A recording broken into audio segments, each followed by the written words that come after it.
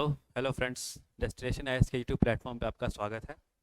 और डेली की तरह हम फिर से आए हैं आज करंट अफेयर से कुछ इंपॉर्टेंट टॉपिक्स को डिस्कस करने के लिए। ठीक है, तो आज का टॉपिक रहेगा कि जो भी साइंस एंड टेक के इंपॉर्टेंट चीज़ न्यूज़ में है हाल ही के दिनों में, उस पर हम लोग डिस्कस करेंगे। ओके, और ये टॉपिक्स आपके 70th बीपीएससी में तो काम आएगा ही, आने वाले आपके यूपीएससी प्रीलिम्स एग्जाम में भी काम आएगा, और भी स्टेट पीसीएस ऐसे एग्जाम में काफ़ी ज़्यादा इफेक्टिव रहेगा। तो इस शॉर्ट एंड क्रिप्स वीडियो को जरूर देखें, आपका बहुत इंपॉर्टेंट टॉपिक्स कवर हो जाएगा। आइए स्टार्ट करते हैं। ओके, तो पहला टॉपिक है हमारा पुष्पक। तो पुष्पक क्या है? पुष्पक इसरो का, इंडियन स्पेस रिसर्च ऑर्गेनाइजेशन का रीयूजेबल लॉन्च व्हीकल है। ठीक है, हमको याद रखना है कि पुष्पक इसरो का रीयूजेबल लॉन्च व्हीकल है। अब लॉन्च व्हीकल क्या होता है? देखो, हम लोग रॉकेट से कोई भी चीज़ स्पेस में जब हम छोड़ते हैं तो रॉकेट क्या होता है, फिर वहाँ डिस्ट्रॉय कर जाता है वापस आते टाइम। नेक्स्ट टाइम अगर हमको कुछ भी स्पेस में भेजना हो, गुड्स भेजना हो या किसी अंतरिक्ष यात्री को भेजना हो, तो हमको क्या होता है, फिर से हम लोग को रॉकेट का यूज़ करना पड़ता है, तो इसमें खर्च बहुत ज़्यादा लग जाता है। ठीक है, तो क्या क्या इंडिया ने, इसरो ने अपना खुद का एक रीयूजेबल लॉन्च व्हीकल, जिसे हम दोबारा, हिंदी में क्या होगा, पुनः प्रयोजित प्रक्षेपण यान, ठीक है, वो बना चुके हैं। और उसका नाम क्या है? उसका नाम पुष्पक है। तो अब हम लोग को क्या होगा कि बार बार हम लोग को नए रॉकेट का इस्तेमाल नहीं करना होगा। ठीक है, इससे क्या होगा कि हमारा खर्च स्पेस में कोई भी चीज़ भेजने के लिए काफ़ी कम हो जाएगा। ठीक है, तो आपको याद रखना था कि पुष्पक क्या है, रियूजेबल लॉन्च व्हीकल है। ठीक है, डेवलप्ड बाय इंडिया। ठीक है, aimed at reducing cost of access, reduce कर रहा है cost of access to space, तो स्पेस में जाने का खर्च कम हो जाएगा। ठीक है, और मल्टीपल टाइम्स हम इसको यूज़ कर सकते हैं। ठीक है, जिससे कि क्या होगा, हमारा जो भी स्पेस मिशन का एफिशिएंसी, ठीक है, और अफोर्डेबिलिटी, लागत काफ़ी ज़्यादा कम हो जाएगा और एफिशिएंसी काफ़ी अच्छा हो जाएगा। आप चाहें तो एक बार पिक्चर देख लें, आपको याद रहेगा। देखो, यही पुष्पक है। ठीक है, मतलब इसका नाम पुष्पक रखे हैं, ये एक तरह का क्या है, रीयूजेबल लॉन्च व्हीकल। ठीक है, तो यहाँ पे लिखा हुआ है कि इसरो का reusable launch vehicle Pushpak land successfully, मतलब हम लोगों ने इसको टेस्ट किया तो ये काफ़ी अच्छा इसका रिस्पॉन्स आया। और अब हम लोग को क्या है कि बार बार रॉकेट स्पेस में कोई भी चीज़ भेजने के लिए ज़रूरत नहीं पड़ेगी। पुष्पक से हम लोग मल्टीपल टाइम्स भेज सकते हैं और ये वापस स्पेस से ज़मीन पे भी आ सकता है। ओके, समझ में आया आपको रीयूजेबल लॉन्च व्हीकल क्या चीज़ होता है? पुष्पक नाम याद रखिएगा। ओके, ठीक है, देखते हैं हमारा नेक्स्ट टॉपिक।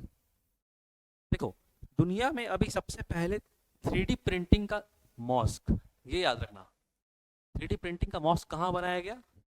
तो जेद्दा, सऊदी अरेबिया में। जेद्दा सऊदी अरेबिया में क्या हुआ है कि पहले 3D प्रिंटेड मस्जिद बनाई गई है। ठीक है, 3D प्रिंटिंग आप समझ ही रहे होंगे कि आजकल जो नया टेक्नोलॉजी है, जिससे कि क्या है, 2D प्रिंटिंग में क्या होता था कि सिंपल पेपर जो जेरोक्स हो रहा है वो सब 2D प्रिंटिंग। 3D प्रिंटिंग के में क्या है, हम एक प्रॉपर कोई 3 डायमेंशनल ऑब्जेक्ट हम बना पाते हैं। ठीक है, 3D प्रिंटिंग के थ्रू आप न्यूज़ में इस चीज़ को देखे होंगे। ठीक है, तो पहली बार 3D प्रिंटेड से एक मस्जिद, एक मॉस्क बनाया गया। कहाँ पे? ये आपका फैक्चुअल क्वेश्चन बन सकता है प्रीलिम्स में। जेद्दा, सऊदी अरेबिया। ओके, याद रखिएगा। वह क्या है, Jeddah Saudi Arabia recently celebrated inauguration of world's first mosque built using 3D printed technology. ठीक है, 3D प्रिंटिंग तकनीक का उपयोग करके निर्मित दुनिया की पहली मस्जिद का उद्घाटन का जश्न मनाया गया। कहाँ पे उद्घाटन हुआ? जेद्दा, सऊदी अरेबिया। ओके, अब चाहें तो एक बार देख लें इसका पिक्चर। ये देखिए, ये 3D प्रिंटेड आपका मॉस्क है, काफ़ी ज़्यादा बड़ा है, इसमें कुछ ना कुछ सिरेमिक्स का यूज़ हुआ होगा 3D प्रिंटिंग करने में। ठीक है, तो ये अपने में ही काफ़ी फेमस और काफ़ी इंपॉर्टेंट न्यूज़ है। ओके, ठीक है, आगे देखते हैं हम लोग। अब बात करते हैं नेशनल साइंस डे का। ठीक है, तो सबसे पहले तो आपको जानना चाहिए कि नेशनल साइंस डे कब मनाया जाता है।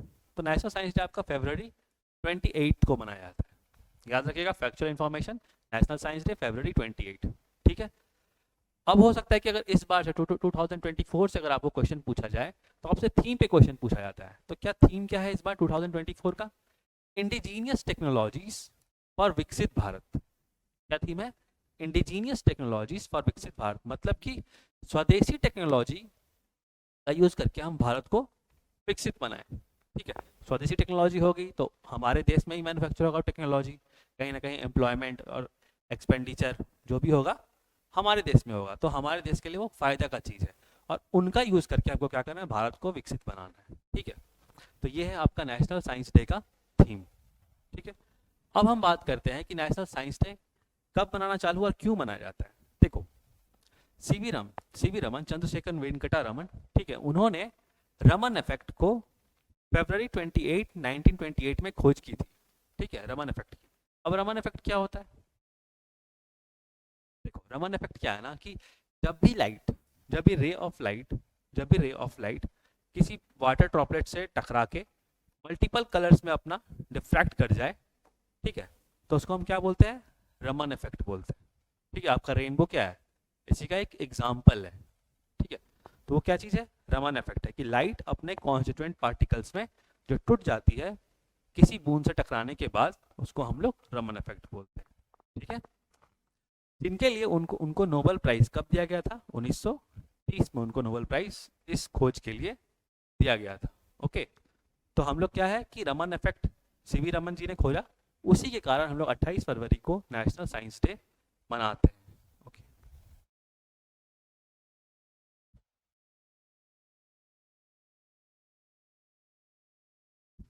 आगे देखते हैं, हम लोग बात करते हैं ग्रॉक। ग्रॉक क्या चीज़ है? आपसे बहुत फैक्चुअल क्वेश्चन जानने पूछा जा सकता है। देखो, ग्रॉक एक आर्टिफिशियल इंटेलिजेंस चैटबॉट है। आप एआई चैटबॉट देख रहे होंगे आजकल बहुत ज़्यादा न्यूज़ में, जैसे चैट जीपीटी। आप गूगल में सर्च करो चैट जीपीटी, आपको मिलेगा। आप उस पर किसी तरह का भी बातें उससे, इमोशनल हो गया या टेक्निकल हो गया या नॉलेज बेस्ड, आप उससे बातें कर सकते हैं, क्वेश्चन आप पूछ सकते हैं। आपको बहुत तरह का, बहुत मतलब एक जैसे जिस तरह से एक इंसान से बात होती है उस तरह से वो भी रिस्पॉन्स करता है चैट जीपीटी।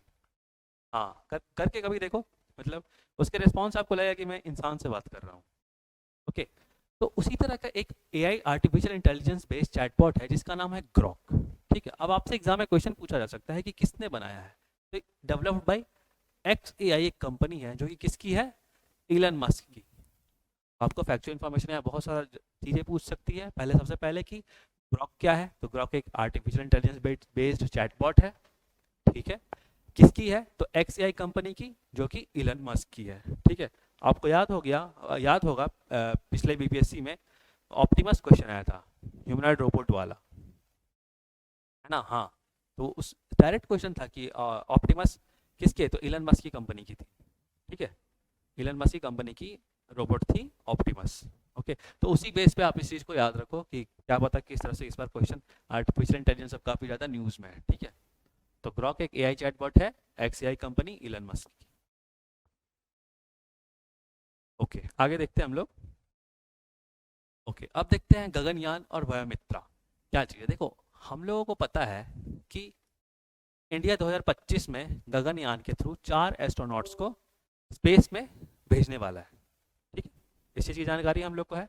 गगनयान मिशन में क्या होगा कि 4 एस्ट्रोनॉट्स इंडिया से स्पेस में जाएंगे। ठीक है, ह्यूमन स्पेस मिशन है, काफ़ी ज़्यादा इंपॉर्टेंट रहेगा। ओके, बट क्या है कि उससे पहले, मतलब एस्ट्रोनॉट्स को भेजने से पहले, हम लोग एक स्पेस बाउंड रोबोट फ्रेंड को भेज रहे हैं। ठीक है, मतलब एक रोबोट को भेज रहे हैं जिसका नाम क्या है? वयोमित्रा। ये याद रखो, वयोमित्रा क्या चीज़ है। ठीक है, तो Vyommitra robot will fly to space later in the year 2024, मतलब कि 2024 के एंड में वयोमित्रा, जो कि एक स्पेस रोबोट है, आप एक बार पिक्चर देख लो, थोड़ा क्लैरिटी मिलेगा आपको। ठीक है, तो यही वयोमित्रा है, half humanoid for Gaganyaan. Okay, मतलब कि human space mission, Gaganyaan mission से पहले 2024 के एंड में हम लोग वयोमित्रा को स्पेस में भेजेंगे। ठीक है, हाँ, ज़रूरी भी है, एक तरह का टेस्टिंग भी हो जाएगा कि हाँ, हम सब सारे हमारे जो भी टेक्निकल चीज़ें हैं सही काम कर रहे हैं, टेक्निकल एरर्स नहीं है। ठीक है, क्योंकि ह्यूमंस को भेजना एक तरह का रिस्क भी तो हो जाता है ना। हाँ, सेम चीज़ है। ओके, तो देखते हैं इसमें और क्या चीज़ था। तो Vyommitra will fly to space later in 2024 to test critical system. ठीक है, this female humanoid robot is equipped with capability to issue alerts and execute life support operations. बोलने का मतलब, ये जो ह्यूमनॉइड रोबोट है व्योमित्रा, जो अभी आप लोग को दिखाया, ठीक है, ये क्या है कि क्रिटिकल मतलब क्रिटिकल मतलब इश्यूज को भी सॉल्व कर सकता है, ठीक है, कुछ इंपॉर्टेंट चीज़ को सॉल्व कर सकता है, और एग्जीक्यूट लाइफ सपोर्ट ऑपरेशंस। मान लो कुछ ऐसी चीज़ें हो गई जो कि ह्यूमन जिसको मतलब सॉल्व नहीं कर पा रहा, तो हो सकता है कि उस समय ह्यूमनॉइड रोबोट उस चीज़ को सॉल्व कर दे, बहुत मतलब टफ डिसीजंस भी ले सकता है, ठीक है। तो इसलिए ये बहुत ज़्यादा इम्पॉर्टेंट रहेगा हमारे गगनयान मिशन के लिए, ओके। इसलिए हम इसको टेस्ट करके अभी 2024 में भेज करके देखेंगे। तो आप यहाँ पे क्या है ना कि वयोमित्रा का नाम याद रखो ज़रूर से, कि इस हाफ ह्यूमनॉइड रोबोट का नाम क्या है, वयोमित्रा, ठीक है।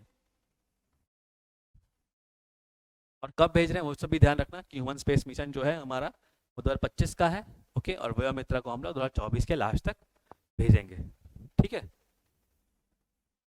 फिर से एक बार आप देख लो पिक्चर, ठीक है, यहाँ पे लिखा हुआ है साफ साफ, Indian space research organisation has unveiled half humanoid human robot named Vyommitra. ये हाफ ह्यूमन इसको बोल रहे हैं क्योंकि इसमें ऐसी एबिलिटी है कि ह्यूमन जैसा सोच सकता है, उन जैसा बात भी कर सकता है, उन जैसा टेक्निकल चीज को सॉल्व कर सकता है, ओके। हाँ, ठीक है, आगे चलते हैं हम लोग। अब हम लोग बात करेंगे सेंजाओ 18, ठीक है। सेंजाओ 18 देखो, चाइना ने अभी रिसेंटली क्या है, सेंजाओ 18 के स्पेसक्राफ्ट के थ्रू 3 मेंबर्स को, सेंजाओ 18 के थ्रू 3 मेंबर्स को कहाँ भेजा, अपने orbiting Tiangong space station, international space station पे भेजा, अपने मतलब कि इंटरनेशनल स्पेस स्टेशन नहीं, अपने स्पेस स्टेशन पे। देखो क्या है कि एक चीज होती है इंटरनेशनल स्पेस स्टेशन, ठीक है, जैसे कि एस्ट्रोनॉट कभी भी स्पेस पे जाते हैं ना, तो वहाँ पे उनको ऐसे रुकना पड़ता है, कभी कभी 3 महीने के लिए, कभी कभी 6 महीने के लिए, काफ़ी दिन तक वहाँ रुकते हैं, क्योंकि स्पेस पे बार बार जाना मतलब किसी भी कंट्री के लिए थोड़ा अफोर्डेबल, मतलब कि थोड़ा मतलब पैसा का खर्च है, ठीक है। तो अगर कुछ मिशंस ऐसे हैं जो बार बार स्पेस पे जाना पड़ रहा है, तो वहाँ पे कुछ दिन के लिए इंटरनेशनल स्पेस स्टेशन पे एस्ट्रोनॉट्स जाके रहते हैं, ठीक है ना। तो इंटरनेशनल स्पेस स्टेशन क्या है ना कि 2030 तक लगभग खत्म होने वाला है, मतलब कि वो उसका पार्ट्स अब धीरे धीरे काम करना बंद कर रहा है। तो बहुत सारे कंट्रीज कोशिश कर रहे हैं अपना खुद का स्पेस स्टेशन बनाने का, जिसमें चाइना ने अपना खुद का स्पेस स्टेशन बना चुका है, ठीक है। चाइना ने अपना खुद का स्पेस स्टेशन बना चुका है, इसका नाम क्या है, थियांगोंग। ये भी आप चीज़ को ध्यान रखो, थियांगोंग क्या है, चाइना का स्पेस स्टेशन है। देखो इंटरनेशनल स्पेस स्टेशन की अगर बात करें तो वो किस कुछ इस फॉर्म में है, ठीक है। ये ऐसा बड़ा ऐसा मतलब समझ लो कि स्पेस पे ऐसे घूमते रहता है, जिसमें एस्ट्रोनॉट्स जाके रहते हैं और स्पेस स्टडी करते हैं, ठीक है। लेकिन चाइना का जो थियोंगोंग है कुछ इस शेप का है, इस फनल शेप का है, ठीक है, इस फनल शेप का है चाइना का थियोंगोंग जो स्पेस स्टेशन है।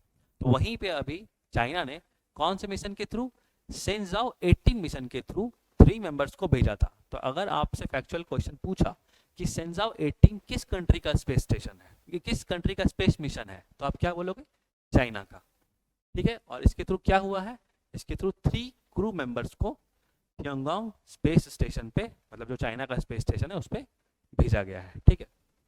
जस्ट फॉर आपके याद रखने के लिए एक सिंपल सा पिक्चर, सेंजाओ 18, ठीक है, China launches 3 member crew to its space station, ठीक है। तो याद रखना ये फैक्चुअल इंफॉर्मेशन चाइना का मिशन है, ठीक है। ओके, तो आज के लिए इतना ही, कुछ शॉर्ट में हम लोगों ने काफ़ी डिस्कस किया जो भी रिलेटेड चीज़ें थी साइंस एंड टेक से, जो अभी इंपॉर्टेंट थी, ठीक है। इसका नेक्स्ट सीरीज भी बहुत जल्दी आएगा, आप लोग चैनल को प्लीज़ लाइक करें, सब्सक्राइब करें, और हमारे डेस्टिनेशन आईएएस के प्लेटफॉर्म से जुड़े, इंस्टीट्यूट से भी जुड़े, ताकि आपको अपने 70th बीपीएससी की तैयारी में काफ़ी ज़्यादा हेल्प मिले, ठीक है। और इसका पीडीएफ डाउनलोड करने के लिए आप टेलीग्राम से चैनल से जुड़ के और सारे पीडीएफ जो भी है वो डाउनलोड कर सकते हैं, ठीक है। जल्द मिलते हैं हम लोग नेक्स्ट सीरीज में, ओके। तब तक के लिए थैंक यू सो मच।